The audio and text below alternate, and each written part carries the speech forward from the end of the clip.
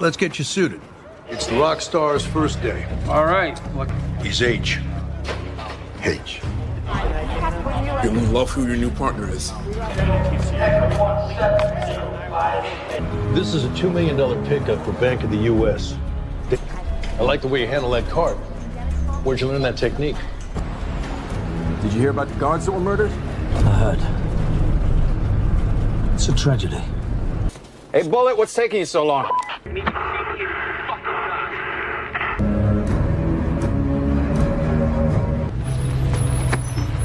Leave this to me. They're serious!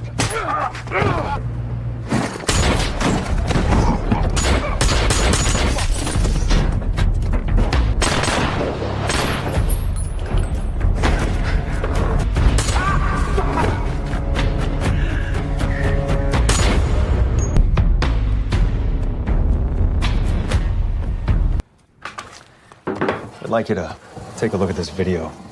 Well, you're all sticking to the same story. That's what happened. All right, Mr. Hill, we'll pick this up another day. So let me get this straight. They just walked away. Yeah. Turned back around and left. What is this?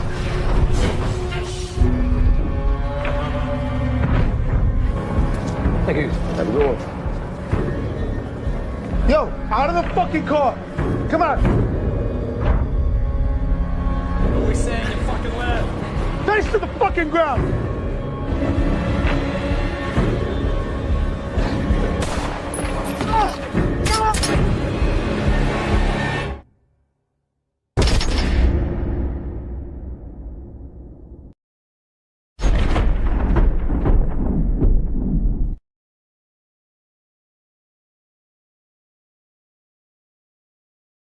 The film begins by showing two money couriers from a company named Fortico who have just left the headquarters. Just as they leave, their car is suddenly blocked by a truck, which turns out to be part of a systematic robbery. They're cutting the door! The film then shifts to a later time, where a man named Patrick Hills, applying for a job at Fortico, the company we saw at the beginning of the film.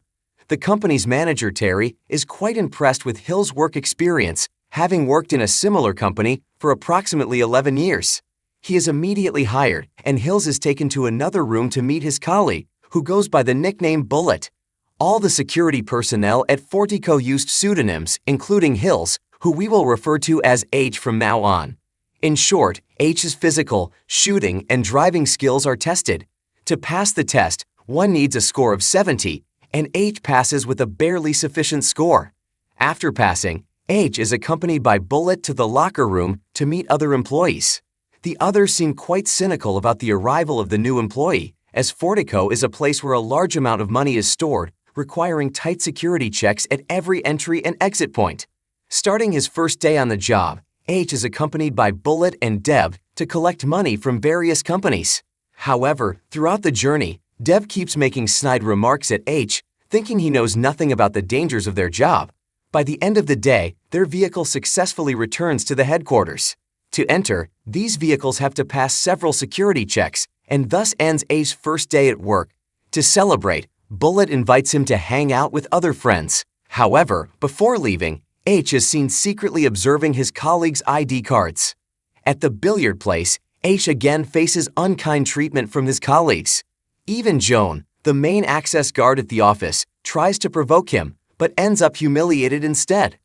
The next day, they resume work as usual. This time, Bullet goes alone to deliver money to a yacht, while Dev and H wait in the car. Suddenly, a distress call comes over the radio, indicating that Bullet is being robbed and taken hostage. Dev, who usually acts tough, now appears very panicked, even considering fleeing. Meanwhile, H remains very calm, instructing Dev to stay calm and follow the robbers' demands to go to a certain location to save Bullet. Upon arrival, the robbers order them to transfer all the money from the car. H follows their instructions calmly, displaying extraordinary composure. Even Dev, who initially acted tough, is left speechless. Get in the truck next time!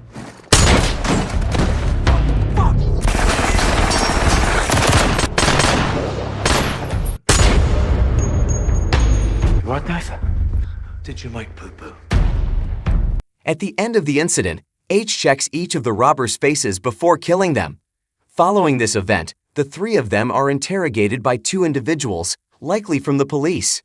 When it is H's turn to be interrogated, they question how he managed to kill 6 people simultaneously without getting hurt, especially since his shooting skills during the initial test were far below his performance during the incident. H casually replies that it was all just a coincidence. At the end of the meeting, H is shown CCTV footage of the robbery from the beginning of the film. Upon leaving, Terry mentions that he wants to transfer H to the front office as he believes that someone who was just killed might suffer from mental issues. However, the manager's opinion is immediately countered by Fortico's owner, who is very pleased with H's performance.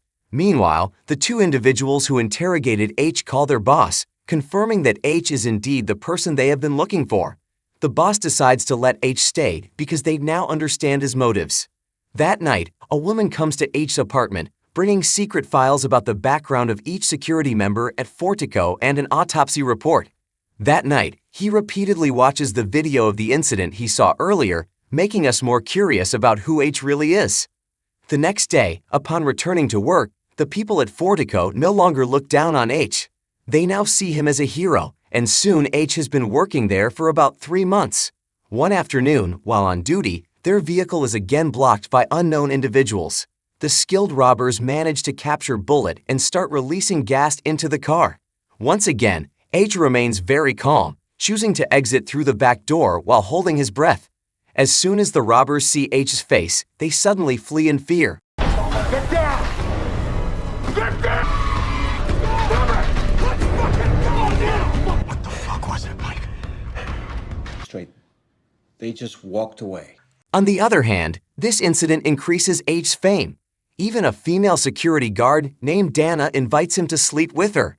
However, H still seems to be hiding something. Indeed, that night, he suddenly forces Dana into the living room, holding her at gunpoint and interrogating her about the source of the cash she hides at her house. Does she collaborate with the robbers? Fortunately, Dana honestly admits that she obtained the money accidentally due to a client's mistake or a system error at Fortico, and she has never collaborated with the robbers. H warns her that if she continues to be honest, he has all the information about her loved ones, including photos and addresses of her parents in the village. The film then takes us back to about 5 months earlier. H is seen getting ready to watch a basketball game with his son, Dougie. Just as they are about to get into the car, he receives a call from one of his men named Mike, who happens to be one of the robbers we saw earlier. That afternoon, Mike says their operation is in disarray because one of their team members had an accident on the way to the location. He needs help from his boss, H, who happens to be nearby. Reluctantly, H takes time to assist his subordinate. Upon arriving at the location, H parks his car nearby, pretending to go buy food as he excuses himself to his son. That afternoon, H's team is attempting to rob one of Fortico's money transport vehicles, and H's task is to inform them which direction the vehicle is heading. Once his job is done, the vehicle is suddenly ambushed by another group of robbers. Because of Dougie's position right at the robbery scene, he is forced out of the car. One of the robbers apparently does not want any witnesses and decides to shoot Dougie. H, who tries to save his son, also gets shot. 3 weeks later, after several surgeries due to 4 gunshot wounds, H finally awakens from a coma. Unfortunately, his son Dougie has died. Dougie was H's only son. As a result of the incident, his wife blames H, considering him responsible for their son's death. They eventually decide to divorce. H may shed tears, but his heart is shattered. He then begins planning to find his son's killer, starting by meeting one of the agents who later becomes the superior of the 2 police officers who interrogate H. According to the agent, the police have not yet found the perpetrator or any clues as to who killed his son. However, he provides a list of mafia members scattered throughout the city. H and his friends massacre the city's criminals in search of information about the robbery. However, none of them succeed in finding any leads. They then look pale as they report this to H. They eventually resume their search and this time managed to interrogate a member of the city's largest mafia. After being tortured and threatened that his wife would be killed, the man finally reveals that the robbery was likely carried out by a mafia group known as the Davies brothers. Fearing this mafia so much, the man prefers to be killed rather than be known as a snitch. However, to everyone's surprise, even a powerful mafia like the Davies brothers is no match for H. One of their business strongholds is utterly destroyed, but they are still not the perpetrators of the previous robbery.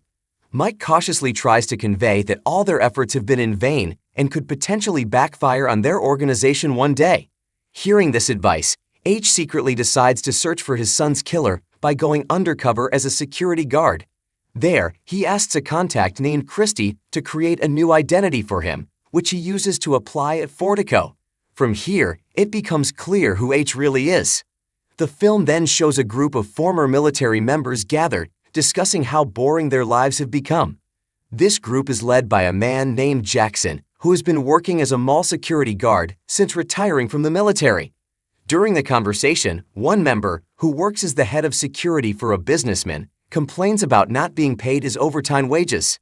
Half-jokingly, he mentions wanting to rob his boss's money, but his friends take the suggestion seriously, and they end up committing the robbery. Unfortunately, their haul is not as much as they hoped. This leads them to seek bigger targets, namely money transport trucks. Using inside connections, they learn the movements of the trucks they intend to rob, and their operation goes smoothly. The film then shows some time after Jack's birthday celebration. They regroup, and Jack informs his team of a new project, this time targeting a money transport truck worth 6 times more than the previous one. But how does Jack know all this? It's from an inside man whose name remains undisclosed.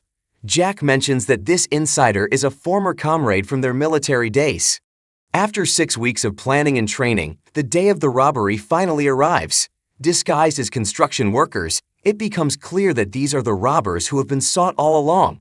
On the day of the incident, everything goes according to Jackson's plan, but one of their most arrogant members, Jen, panics because Fortico's security puts up a fight. Since H's son sees his face, Dougie is also killed. After the robbery, Jackson and his team lay low for about 5 months. They regroup once more to plan another major heist, not targeting money transport trucks this time, but the contents of Fortico's vault itself. If successful, they could get trillions. However, the greater the reward, the greater the risk. Their meticulous plan is aided by Fortico's insider, previously mentioned by Jackson. 150 million. Nothing if our guy doesn't come through. Tom, he'll come through. Okay, let's run. Finally, 3 weeks later, the day of the heist arrives. Jackson bids farewell to his wife and child, who are unaware of his crazy plan. On the way, he picks up Jen. Seeing Jen's apartment filled with luxury items, Jackson gets angry because it could draw police suspicion. Meanwhile, Fortico's vault is particularly full that week, prompting increased security. After delivering money to several locations, Bullet becomes restless and eventually confesses to H that he has been the insider for the robbers. Naturally, H is thrilled to have finally found the person he's been searching for, but he tries to remain calm and gathers more information. Bullet reveals that his friends are planning to rob Fortico's vault today, and he tells H about the plan because he needs his help to get into the headquarters without arousing suspicion. For their vehicle to re-enter the headquarters, they need clearance from 2 of the original duty officers. Without it, they won't be granted access. Hence, H pretends to agree to Bullet's proposal. Their vehicle then transports 4 of Jackson's members. However, to ensure the plan goes smoothly, H's hands are tied, and his weapon is confiscated at the warehouse. So far, everything is going according to Jackson's plan. The vehicle successfully returns to the base without arousing suspicion, and from there, they manage to enter the vault that is being opened. Unfortunately, H's hands and feet are tied, while Bullet and his friends pretend to be hostages to gain access to the main area. The guards there are eventually forced to fight back. Even though Jackson and his team are wearing bulletproof vests, they are not completely safe from gunfire. One of them is taken down, but the mission is successful as the access door for their main vehicle to enter the base is opened. While they are busy moving the money, H finally starts his action. H also takes one of the enemy's uniforms. Thanks to his disguise, he successfully kills another member of Jackson's team. After that, he secretly places a phone in one of the money bags in the vehicle. Meanwhile, Dev and Terry, who were freed by H earlier, are almost targeted by one of the robbers. They are nearly killed if H hadn't appeared in time and shot the robber. Unfortunately, during the fight, H's leg is badly injured by a gunshot. Outside, a battle is still raging between the remaining robbers and the security.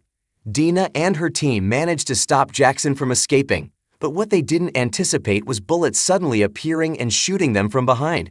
As Jackson and his team are about to get into the vehicle, they are showered with bullets by H, and one of the shots hits Jackson's neck.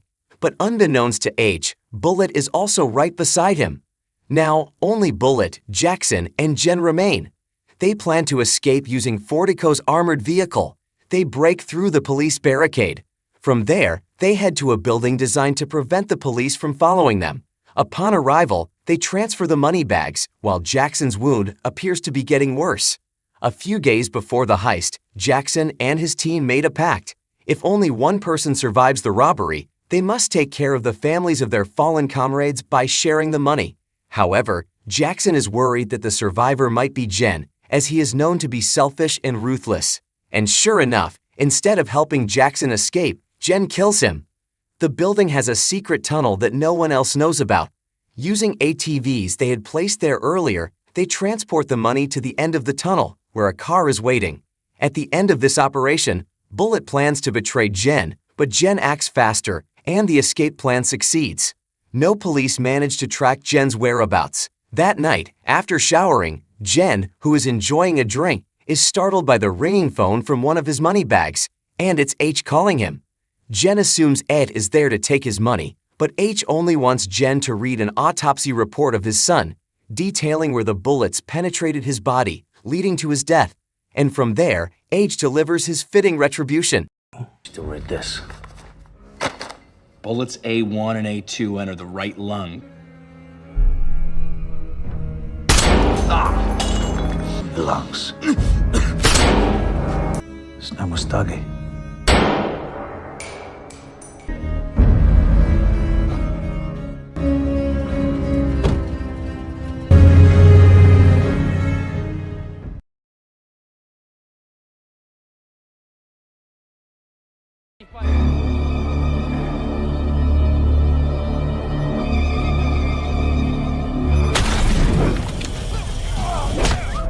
Go, go! وين راحوا؟ يلا قوموا! Go!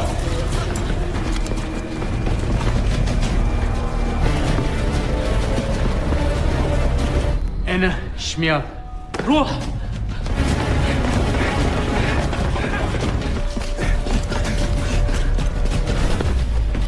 Kimbrel's not here! He's got the keys! Closed circuit system activated.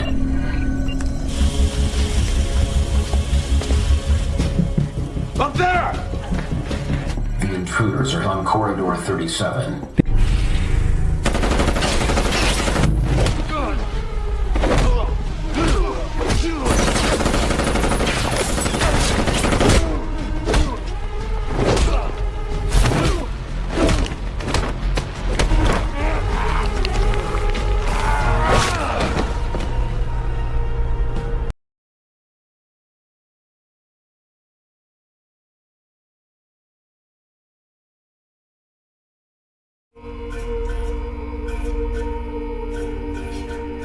A woman named Alice is held hostage at a terrorist group's headquarters in Chechnya. However, Ray Breslin's team is already there, pretending to be captives of the terrorists. Their mission is to rescue Alice. In this mission, Luke, Sue, and Jules pose as captives, while Kimbrel disguises himself as one of the terrorists. When the captives are about to be executed on camera, the escape mission begins.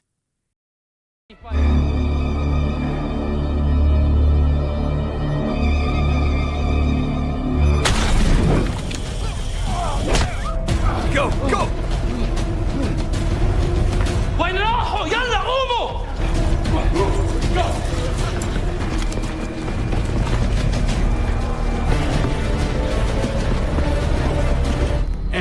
Śmiał.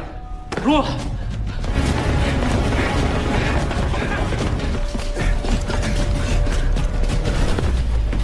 Kimbrel's not here! He's got the keys!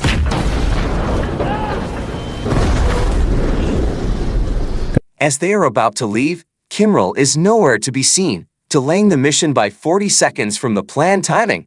When Kimbrel finally arrives, they quickly rush out. However, due to Kimbrel's delay, they are fired upon. Upon reaching the extraction point, they find Alice has been shot dead. They all blame Kimbrel for Alice's death.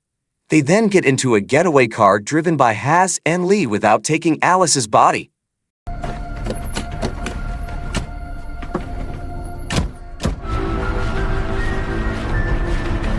After Ray's team returns to the Ray Breslin Company in Atlanta, Georgia, Ray calls Kimbrel for a private talk. Without mincing words, Ray fires Kimbrel for endangering the team during the mission and causing their target to die. Kimbrel cannot argue and accepts the decision. I won't be needing your services anymore. Sometime later, Ray and Sue chat while playing King Dao.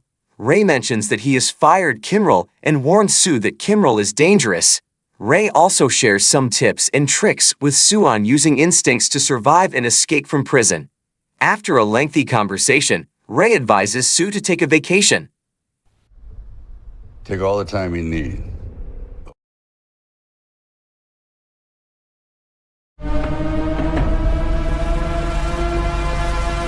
A year later, Sue meets his cousins Sin and Yusing in Shanghai, China. Sin asks Sue to protect Yusing, who is being targeted by various tech companies. Yusing is a genius but careless, having rejected many companies, which injured them. These are not the kind of guys who take no for an answer. Genius or not, he's careless. A few days later, Sue accompanies Yusing to Bangkok for some fun. On their way back, they are ambushed by masked individuals. With no other choice, Sue fights them. During the fight, Sue is shot with a stun gun. When he regains consciousness, Sue and Yusing find themselves in a prison called Hades. Sue is even forced to fight another inmate named Thakala.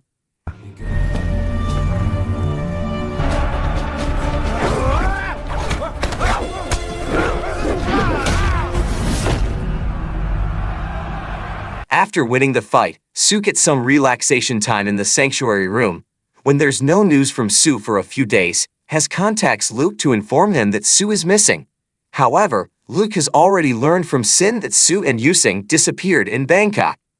No security tapes, nothing. All right, I'll look into it.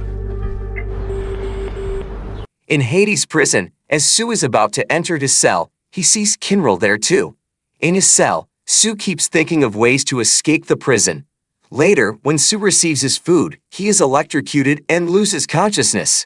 When he wakes up, he is in an interrogation room. A man named Groger interrogates Sue, asking him to persuade Yusing to hand over his patents to Groger's company. I need you to convince him to give that to me. You want to know who I am? I'm the zookeeper. Later, all inmates are summoned to a room called the zoo. Sue asks Yusing about the patents Groger mentioned. Yusing explains that the patents are for advanced satellite cube technology capable of taking over any computer system in the world. If this technology falls into the wrong hands, chaos would ensue.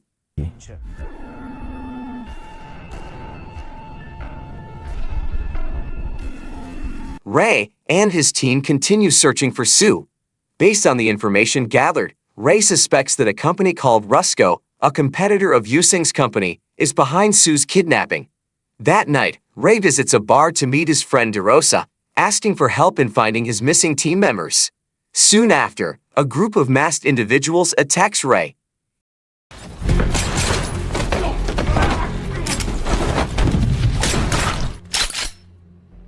In Hades' prison, Sue devises a plan to escape. He sees someone leaving a room blindfolded and questions him. The man explains that he is a prisoner and a cook in Hades. Sue then approaches Akala and deliberately causes a commotion.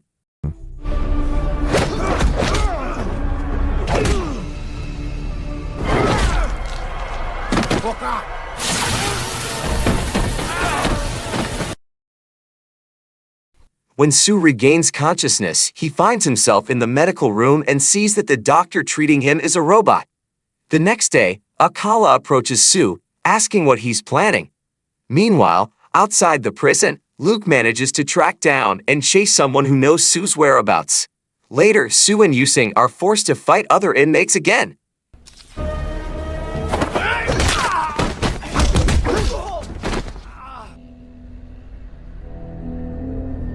After winning the fight, Sue and Yusing get some relaxation time in the sanctuary room. During this time, Sue continues to analyze the prison layout. When the relaxation time ends, Sue meets with Kimrel. Kimrel is surprised to see his former teammate in the prison. Sue informs Kimrel that he has figured out the prison layout. On the other hand, Luke is captured and brought into the same prison as Sue and Kimrel.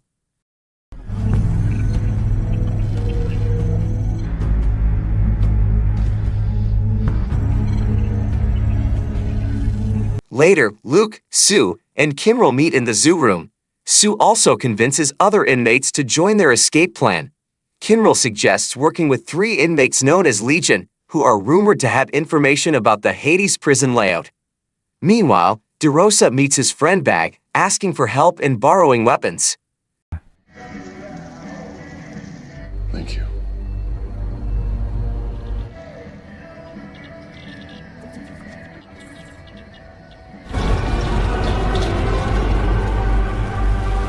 Sue approaches Legion for assistance in escaping together. Initially, Legion refuses, but after Sue offers them access to the sanctuary room, they agree to help as they have never experienced the sanctuary. Outside the prison, DeRosa informs Ray that he knows who is behind Sue and Luke's kidnapping.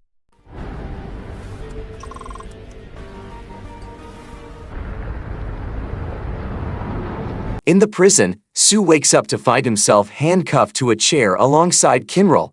He is shocked to see Legion's leader captured and their escape plan exposed. Sue recalls Ray's warning about Kimrel, and indeed, Kimrel reveals he is the one who leaked their plan and is the leader of Hades prison.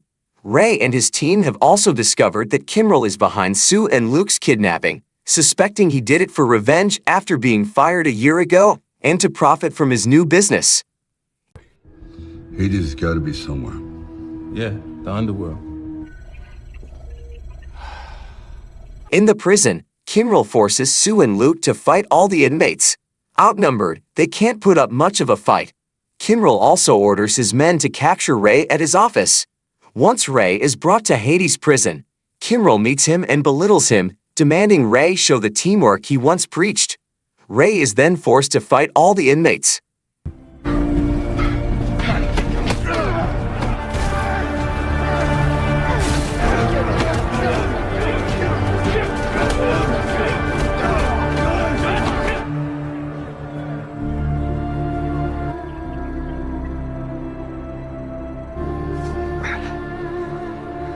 After being beaten, Ray returns to his cell with a plan.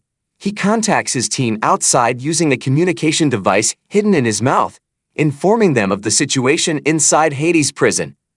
They then plan their escape.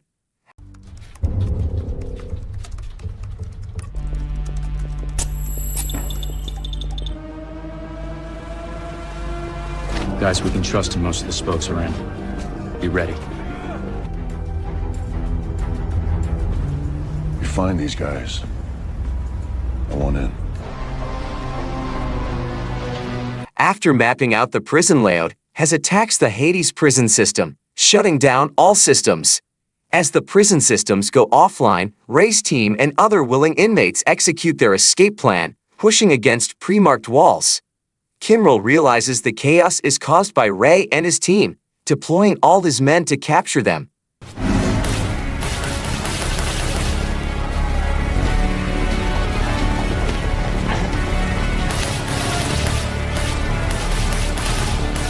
Has contacts DeRosa, sending him the Hades prison coordinates.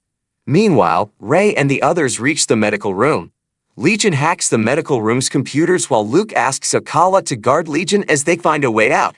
However, Kimrel's men quickly reactivate the prison systems and release toxic gas. Ray's team moves into the ventilation system. Alcala and Legion are attacked and killed by Kimrel's men.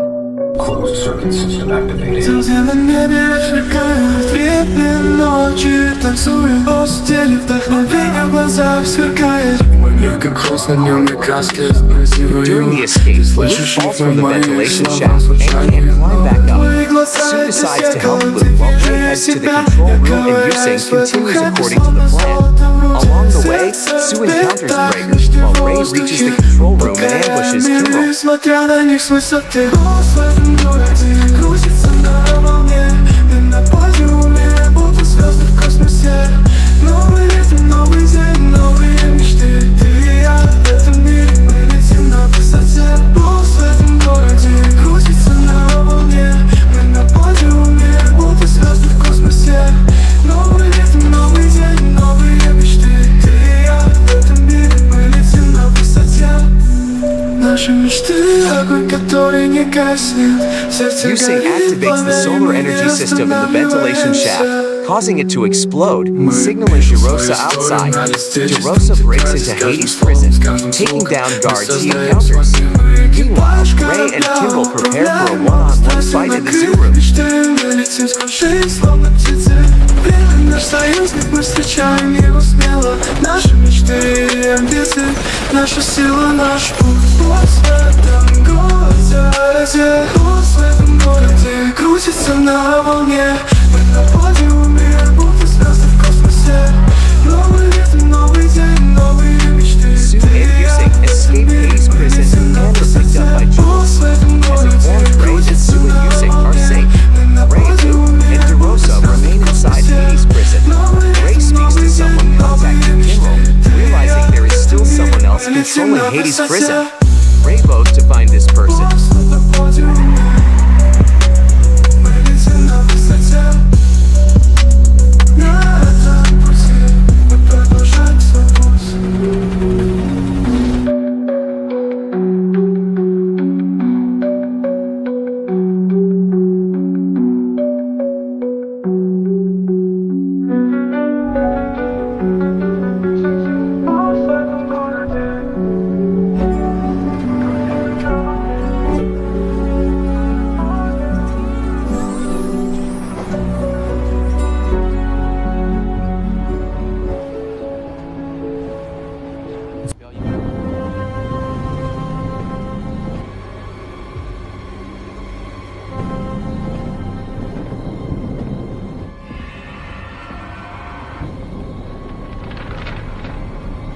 神根本没错，他就是喜欢我。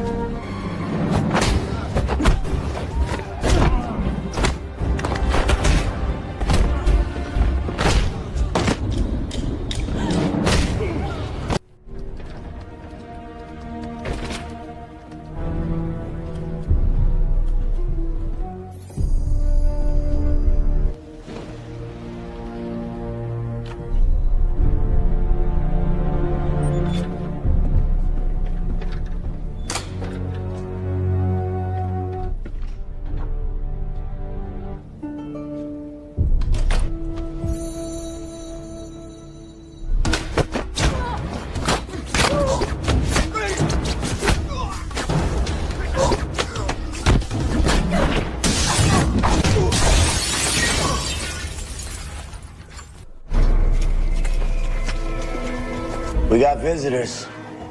Yeah. We got visitors! Devil Station. Status. Standing by. Something's wrong. See anybody? Nothing yet. He knows we're coming. Stay sharp, guys. Stay alert. You too.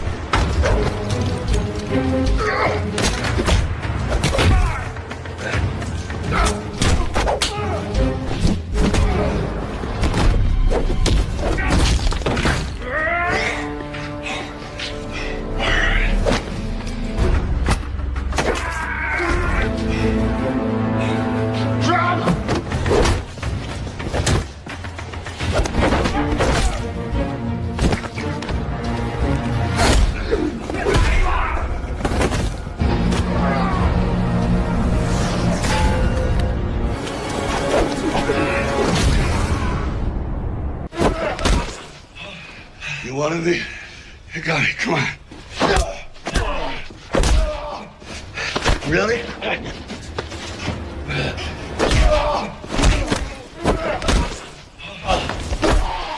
Get up.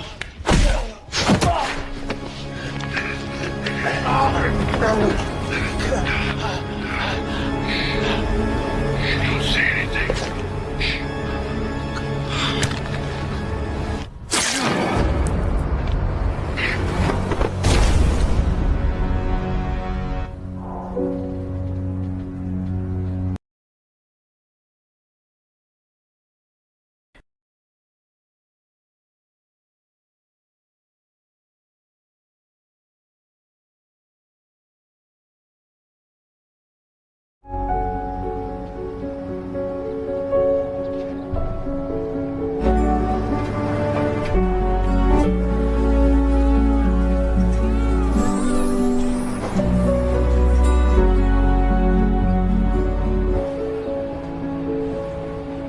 An Asian woman named Dia Zhang is negotiating to buy an old, unused building in Menfield, Ohio.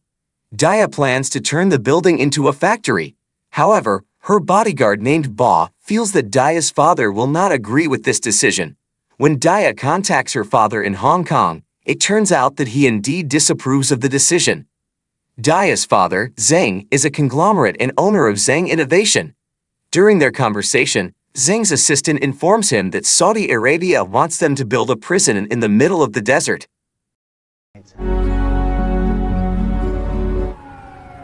Honey, opening plants outside of China may not play so well here. I like both buildings. Ignoring her father's advice, Dia proceeds to buy the building. After deciding to invest in Menfield, Dia and her bodyguards head to the airport to return to their country on her private jet. However, Ba senses something is wrong and takes immediate action.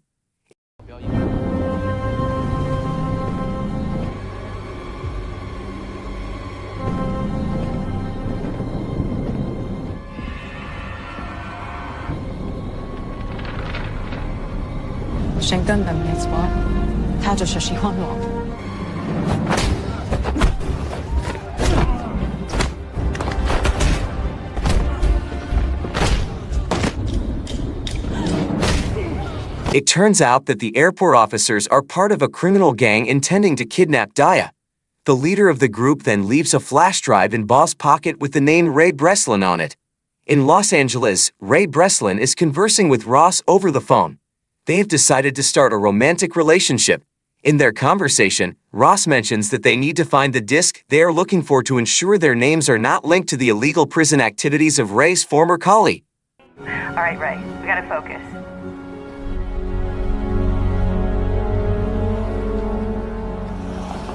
A man named Senlo visits an office to find someone named Mr. Cow. While Sen is asked to wait, some people approach him intending to kill him.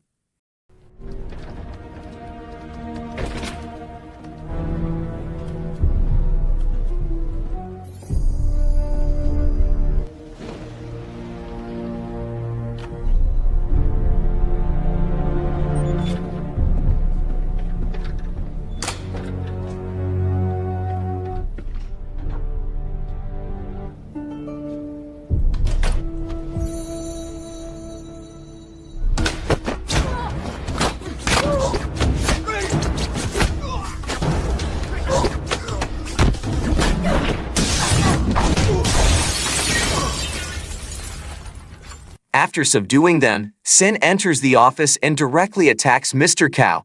Sen's goal is to retrieve the disc from Mr. Cow. When Sen is about to leave, Ray arrives and points a gun at him because Ray also wants the disc. However, Ray will allow Sen to take the disc after seeing its contents. Walk.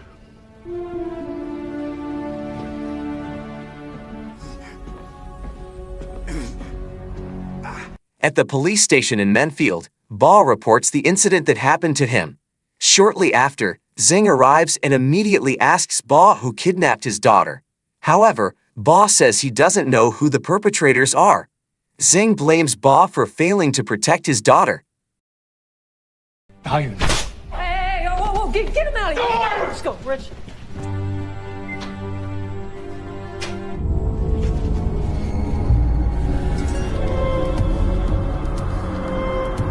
At his headquarters, Ray instructs Hess to examine the contents of the disk they obtained from Mr. Cow.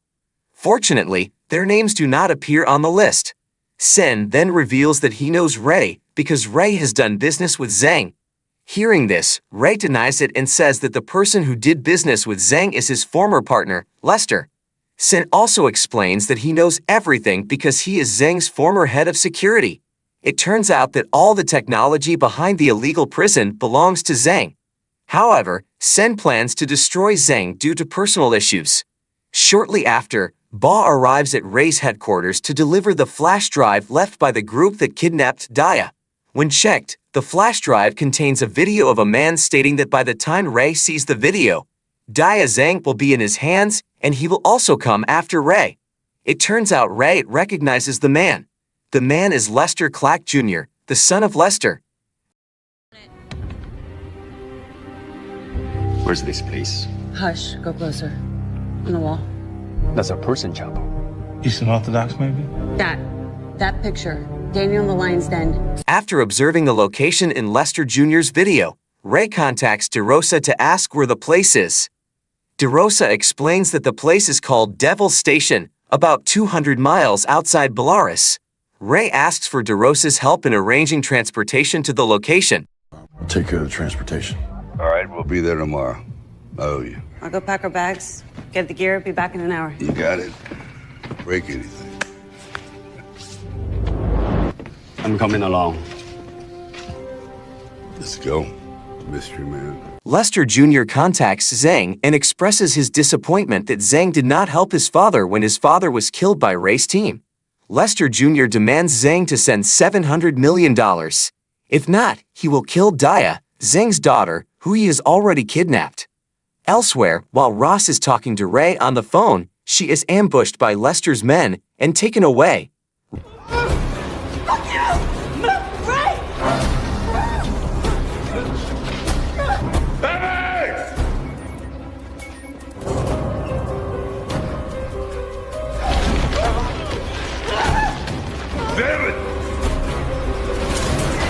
Ray, Senlo, and Ba rush to save Ross and Daya. Upon arriving in Belarus, Ray meets DeRosa, who has been waiting for his arrival. Ray introduces his team to DeRosa. Then, they move forward with their rescue mission. Sure it is.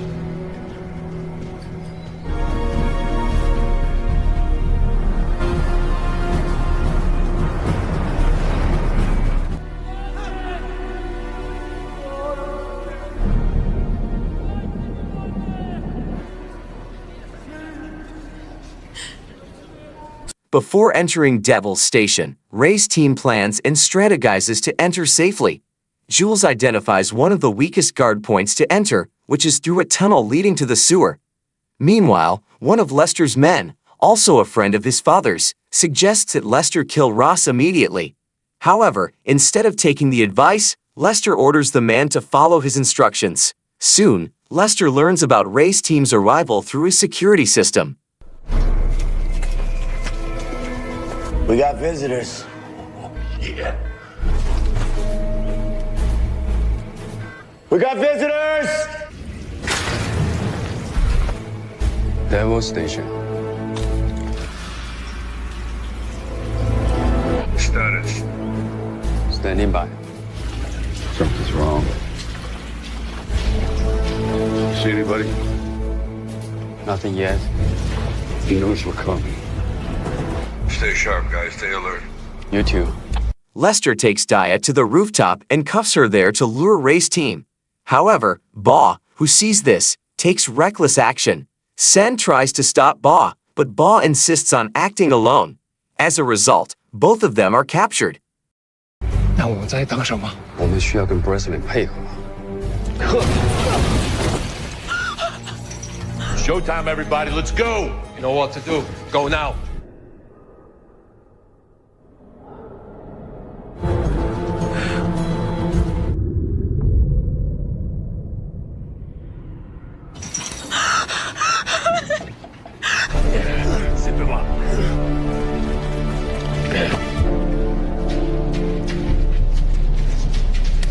It turns out that the flash drive Lester left in Ba's pocket also serves as a tracking device.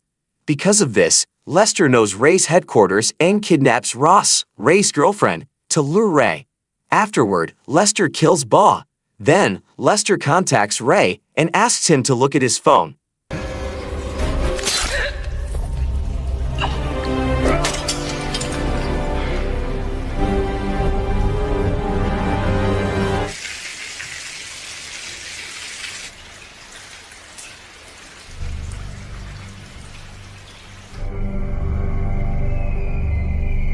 Ross's death at Lester's hands enrages Ray. Ray rushes to kill Lester's men one by one on his own. Meanwhile, Sen manages to grab a stun gun from one of Lester's men before being put into a cell. Once inside the cell, Sen gathers dry paper stuck to the cell wall and burns it to free his hands. Seeing smoke coming from the cell, two of Lester's men rush to check it.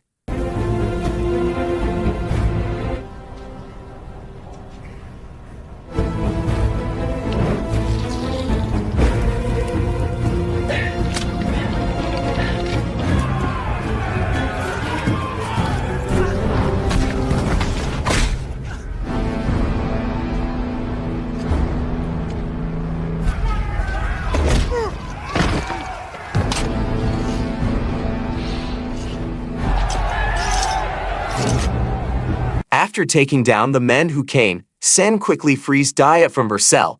However, shortly after, more of Lester's men come to ambush Senator. Fortunately, DeRosa arrives just in time and eliminates the men ambushing Senator. Seeing this, Lester sends his top men to kill Sen and DeRosa. Meanwhile, he will deal with Ray Breslin.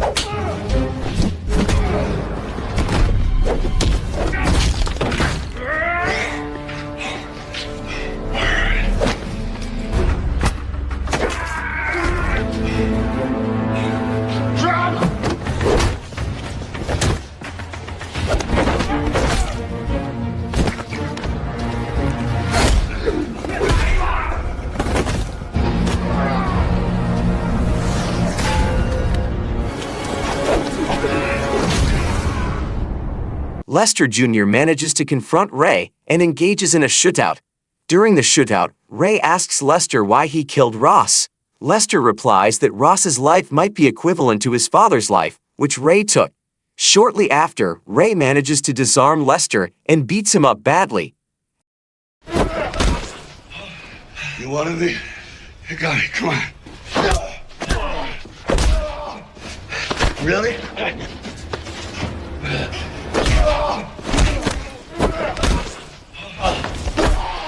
Get up.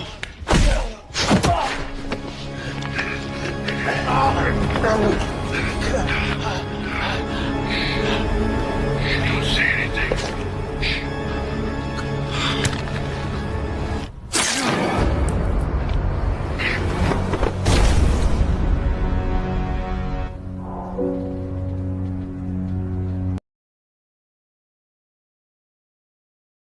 At the airport, Zhang is waiting for his daughter, who has been rescued by Ray's team.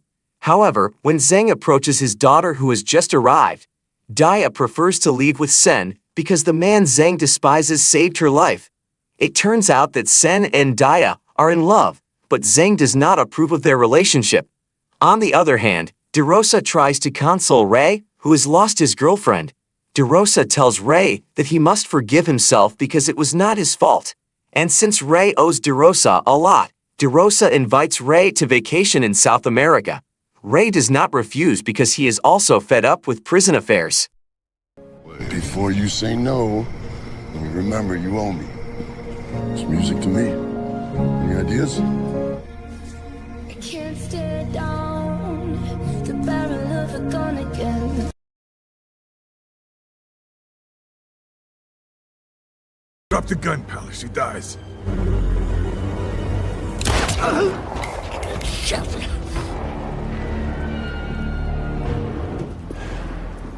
Are you hurt?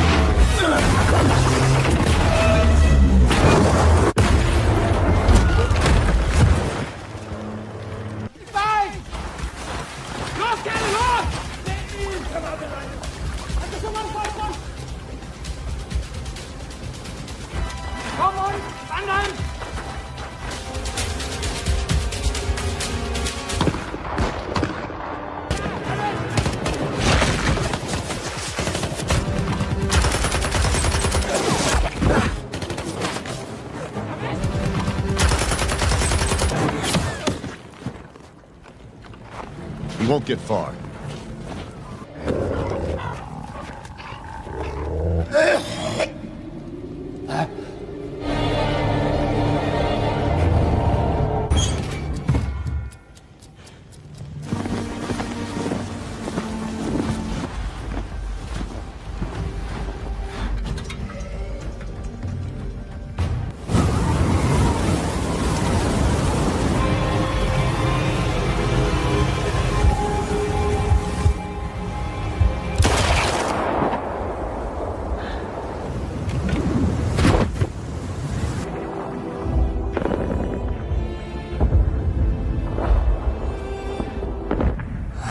Hang in there. They're ours. They're not far off now.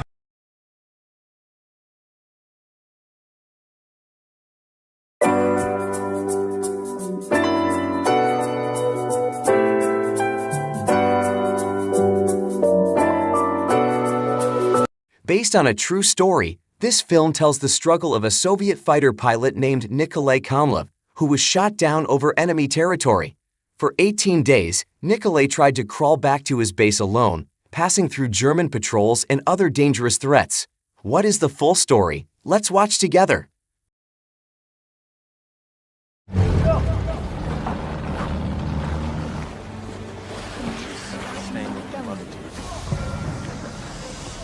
Moscow, November 1941. On that day, a Soviet fighter pilot named Nikolai Kamlev had just returned from duty. On his way, Nikolai saw a woman being robbed. Drop the gun, pal, she dies. Shit.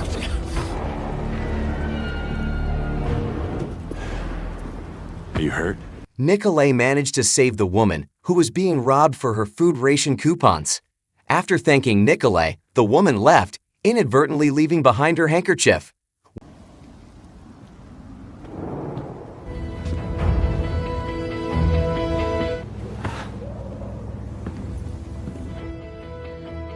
Western Front, December 1941.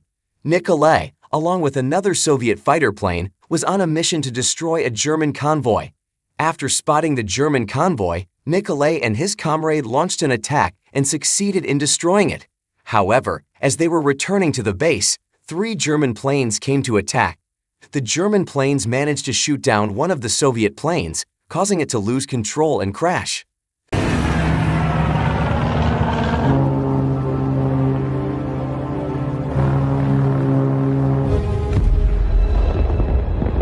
The German planes then attacked Nikolai's plane. Nikolai's comrade, named Soda, tried to shoot the German planes with a machine gun, but the gun jammed. As a result, Nikolai's plane was hit, and its fuel tank started leaking. Nikolai was forced to make an emergency landing in enemy territory and was immediately fired upon by German soldiers on the ground.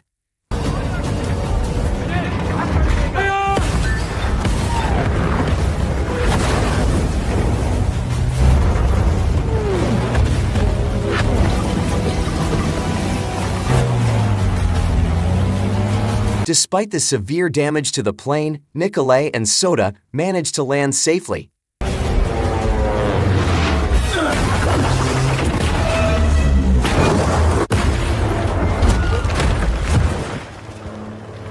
After landing, the German troops found them. Nikolai and Soda fought back with whatever weapons they had, but when they ran out of ammunition, they tried to escape. Nikolai was hit by artillery and passed out, but Soda managed to carry him to the river's edge and floated Nikolai on a piece of ice.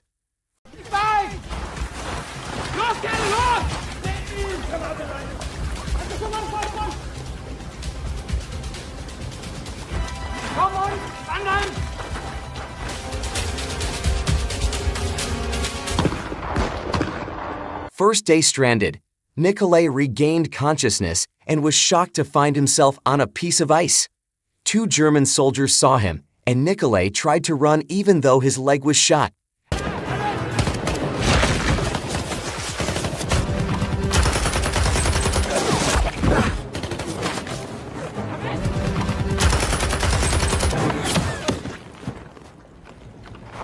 You won't get far. After escaping, Nikolai burned part of the map he carried to warm himself and avoid hypothermia.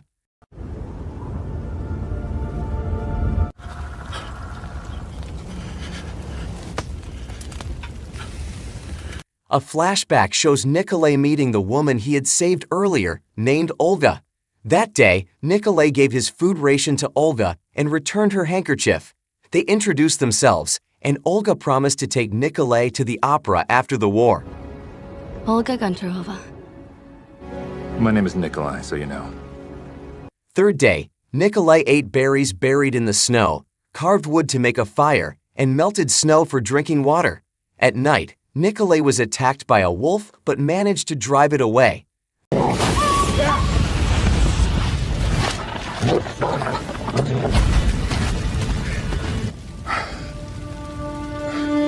The next day, Nikolai continued his journey and was again chased by a pack of wolves to the edge of a forest guarded by German soldiers. A Soviet plane came and attacked the area.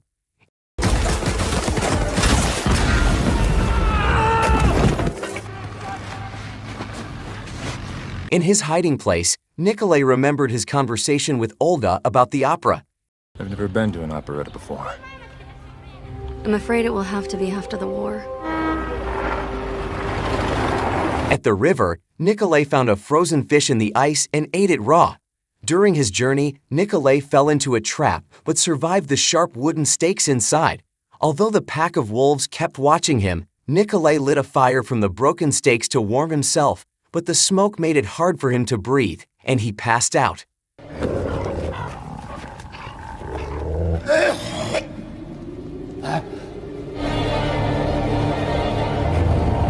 When he regained consciousness, Nikolai felt hopeless and considered ending his life, but suddenly a wolf attacked him.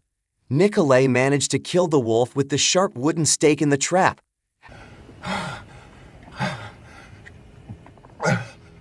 After coming to, Nikolai found himself on a pile of hay. It turned out that a local villager had taken Nikolai with his cart, trying to save him and hide him from the German soldiers. The local villager, a Bolshevik, brought Nikolai to his home for treatment.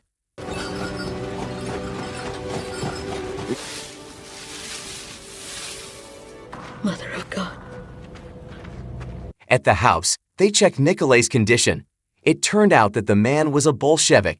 The local villager had a daughter and a son-in-law, a Soviet soldier named Ignat. The man was also hiding a Soviet military nurse named Missa. Missa said that Nikolai's condition was critical and needed immediate surgery. Ignat was tasked by his father-in-law to take Nikolai back to Moscow. Not long after, a German officer and some of his men suddenly arrived at the house. They asked the Bolshevik man to fix their broken motor equipment.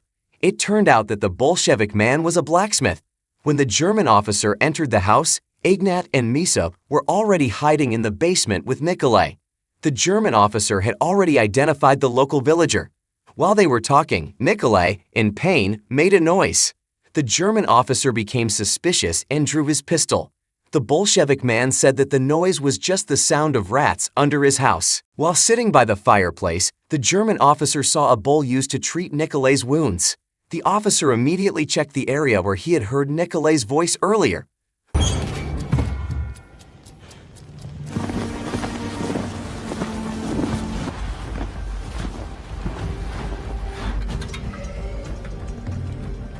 Fortunately, Ignat and Misa had already taken Nikolai away. Realizing that the Bolshevik man was hiding the Soviet pilot they were looking for, the German soldiers burned the house and executed the Bolshevik man along with his daughter and wife.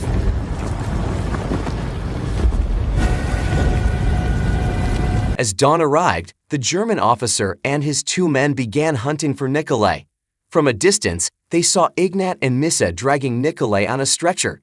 However, a sudden snowstorm caused the German soldiers to lose their trail. Meanwhile, Ignat and Misa left Nikolai to scout ahead. Shortly after, the German officer found Nikolai.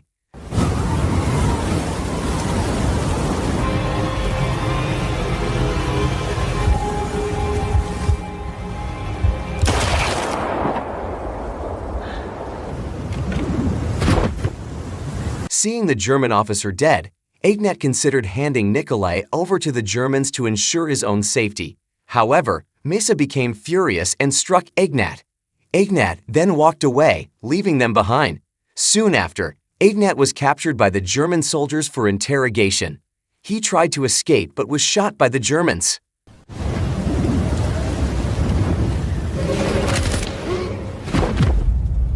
During a break, Misa heard gunfire between Soviet and German soldiers. Misa planned to take Nikolai to the fighting Soviet troops.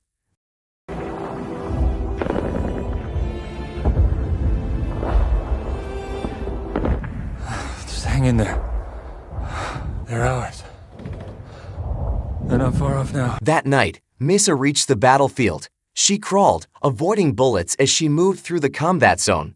The Soviet troops saw Misa crawling towards them and eventually, she managed to bring Nikolai to the Soviet soldiers. Unfortunately, Misa was shot and killed during the attempt. I told you we'd make it. Nikolai was saved and taken to a Soviet military hospital. He was placed next to a soldier whose arm had been amputated. When Nikolai pulled back his blanket, he discovered that both of his legs had also been amputated. That night, as he slept, Nikolai dreamed of his deceased comrade, Soda. In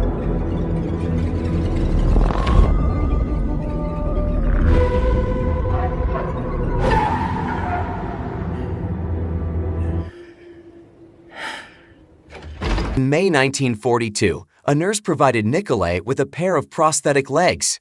At the same time, in front of the hospital, the Moscow theater group held a benefit concert to entertain the patients. Nikolai heard Olga's name mentioned in the performance. When the show started, Nikolai put on his prosthetic legs and tried to walk to see Olga, but he was not yet able to walk with the prosthetics. Nikolai could only watch Olga from the hospital window.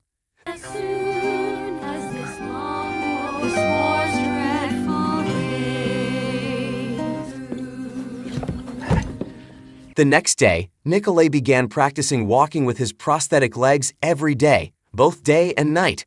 Nikolai continued to train and adapt to his prosthetic legs, but the doctor advised him to limit his exercise for a quicker recovery. Day by day, Nikolai exercised to regain his strength until he eventually recovered and walked in a park. Unexpectedly, in that park, Nikolai met Olga, who was giving out tickets to her theater performance to a nurse.